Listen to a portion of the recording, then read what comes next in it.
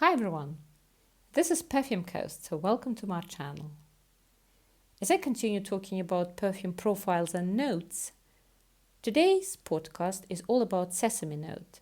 So without further ado, let's jump into the ocean of perfumes.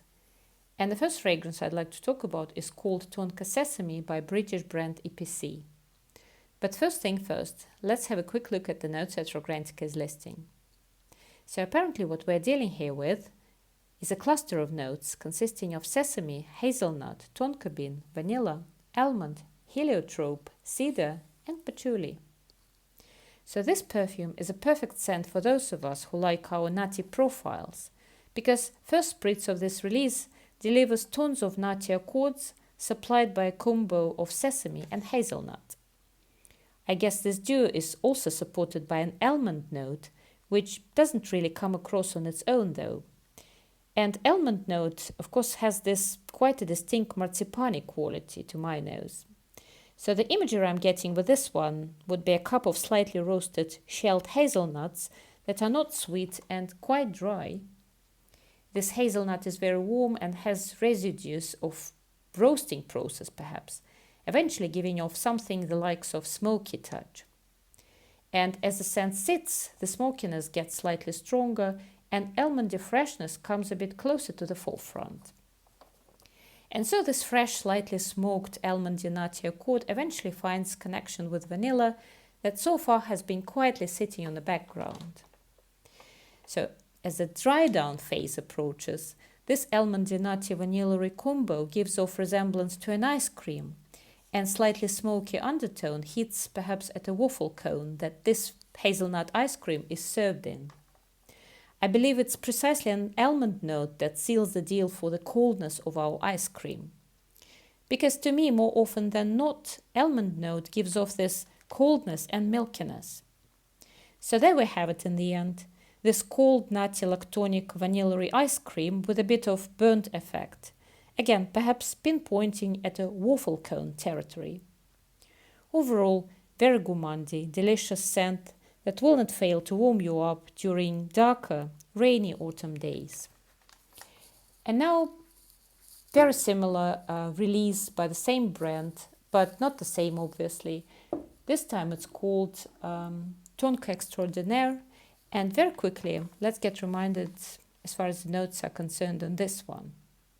So according to Fragrantica, what we're dealing here with is again a cluster of notes also consisting of sesame, hazelnut, tonka bean and almond, but also of myrrh, vanilla, labdanum, frankincense and patchouli. So this one sounds, no wonder, very similar to the previously reviewed perfume, and in many ways it is. Remember that slightly smoky effect that I've mentioned about the previous one. So here we have it too, but this time around it's a lot more amplified.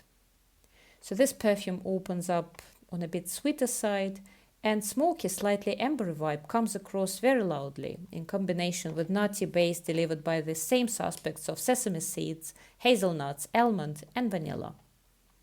So this release is a lot darker, which is also encapsulated by a bottle's color, as if the notes of Tonka Sesame was spiced up and sweetened by the notes of frankincense and myrrh, which are traditionally used to oomph and give weight to other notes and accords.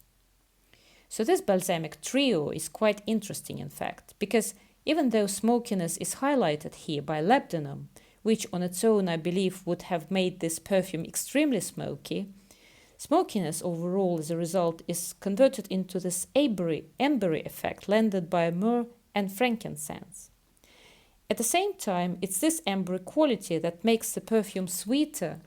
So in the end, even though this nutty perfume is more balsamic and darker compared to the previous one, it's also sweeter and equally gourmand. By the way, both of these EPC releases are clearly very unisex, and I would personally use Tonka Extraordinaire for evening autumn occasions, while Tonka Sesame to me is more of a day wear. So next up is yet another sesame notes forward release. This one is quite famous by the brand Givenchy, belonging to the line L'Interdit, and this one is called L'Interdit Intense. So very quickly, let's get reminded of the notes on this one. So on the top we've got black pepper, in the middle there's tuberose, sesame and orange blossom, and in the base we've got Madagascar vanilla, patchouli and vetiver. So this release, as said before, is of course extremely popular up to date, even though it's been a few days now since it got released. So L'Interdit is of course the tuberose based line, and this flanker is certainly no exception here. But this sweet tuberose is mixed in with sesame note here that gives off this sweet tuberose a bit nutty effect, making the whole composition even sweeter and more gourmand. So white floral DNA of this perfume is shifted ever so slightly into a dessert-like territory. However, different to previous EPC releases, sesame note doesn't convert this perfume into an extreme nuttiness.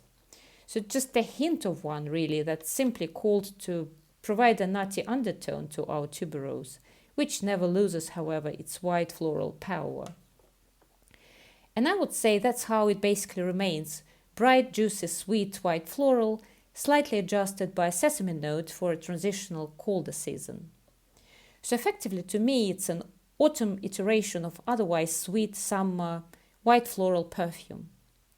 This one to me remains very feminine though, but of course each to their own, and there are no really restrictions on this obviously. And finally, to wrap this video up, we've got yet another very popular release, this time by the brand Diptyque, and it's called Le Papier. So very quickly, again, let's remind it of the notes of this popular one. So here the cluster of notes is quite limited, so it's musk, white musk, sesame, mimosa and woody notes. So this one, again, is very popular release in the fragrance community, and its opening is very clean, white color, non-sweet, very elegant, and distinctly connects me with impression of pristine, clean, glossy white paper before actually anything printed on it. In the opening, there's something quite sharp and even a bit synthetic-y, but mind you, in the most beautiful way. But this effect is immediately slammed down by a softness of sesame note. And that's why, perhaps, it reminds me so strongly at this point of white glossy page of some catalogue or book, again, with no print on it, perhaps. So this perfume came out in 2020, but up to date, it's very unique in my view.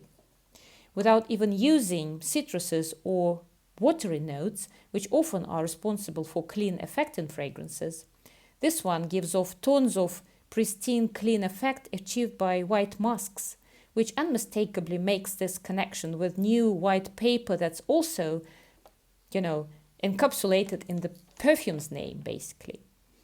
Needless to say that this fragrance is very unisex and suits perfectly for a transitional autumn season, as if it still retains this summery freshness, and at the same time, there are tons of soothing, comforting vibes coming from sesame and mimosa. Whenever I wear it, I feel like going to a bookstore or a library, having been intellectually challenged this way, if you will, in terms of my urge for a new read in a most old-fashioned but beautiful way. But that's it, guys. This wraps up the video for today. If you've liked this video, please give it a like. Please consider subscribing and sharing your comments. Thank you very much for watching, and I hope to see you on the next one. Bye-bye.